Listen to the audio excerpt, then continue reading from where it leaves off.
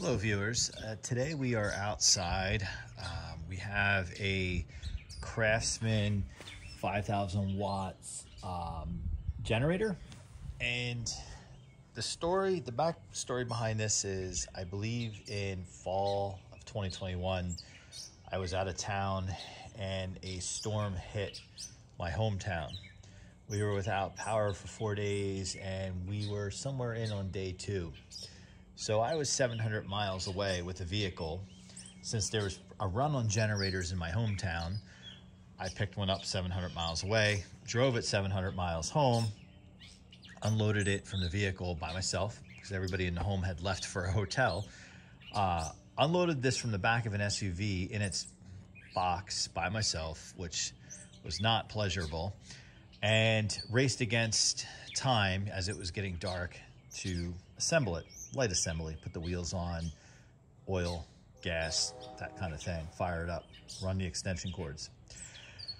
Since then, that winter 21 into early 2022, we had a blizzard, and I ended up using it during that blizzard for, I think, a day and a half, 2 days.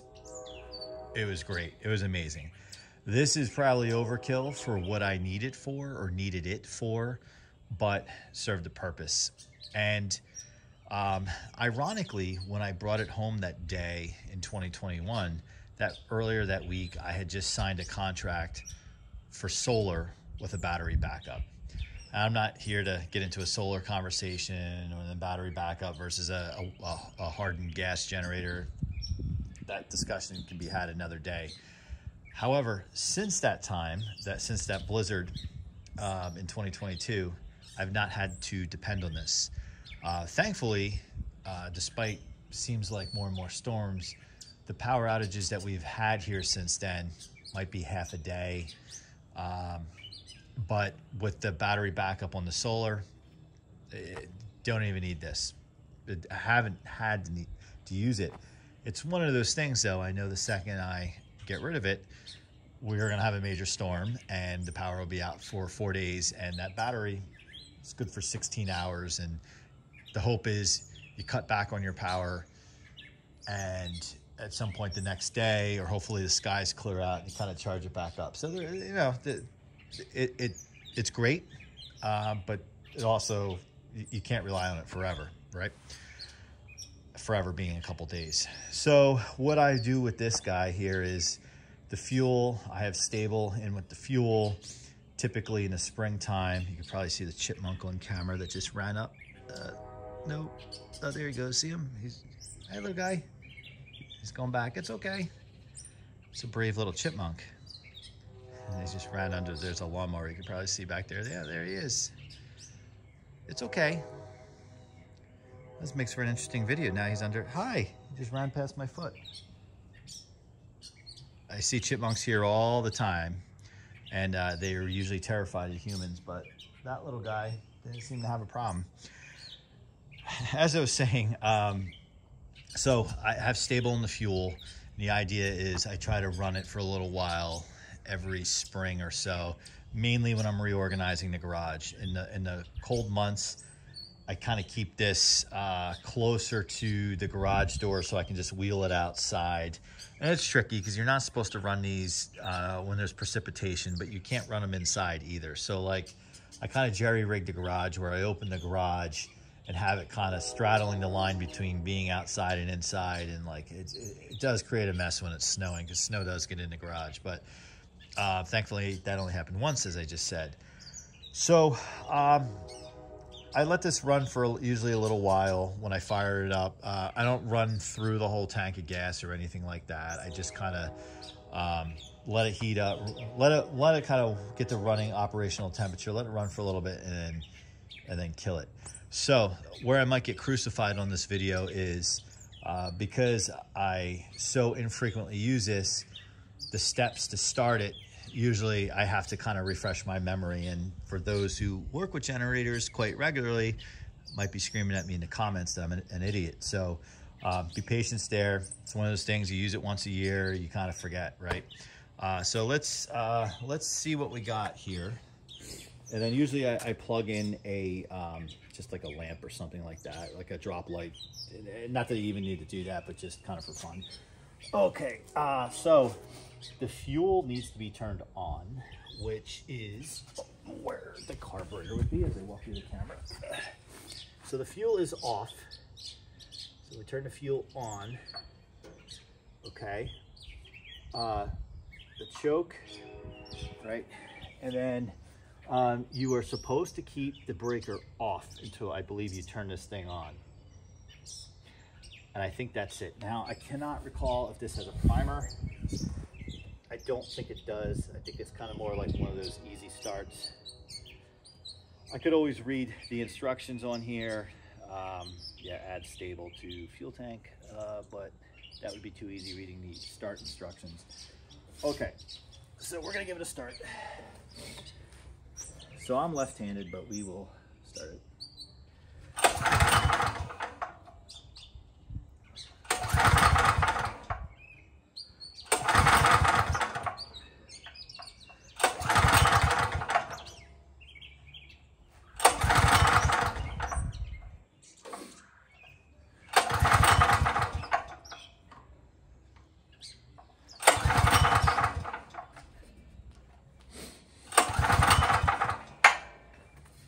Let's just see here. What could have been screamed at me is I didn't have the engine switch on, which is there. So let's try that again.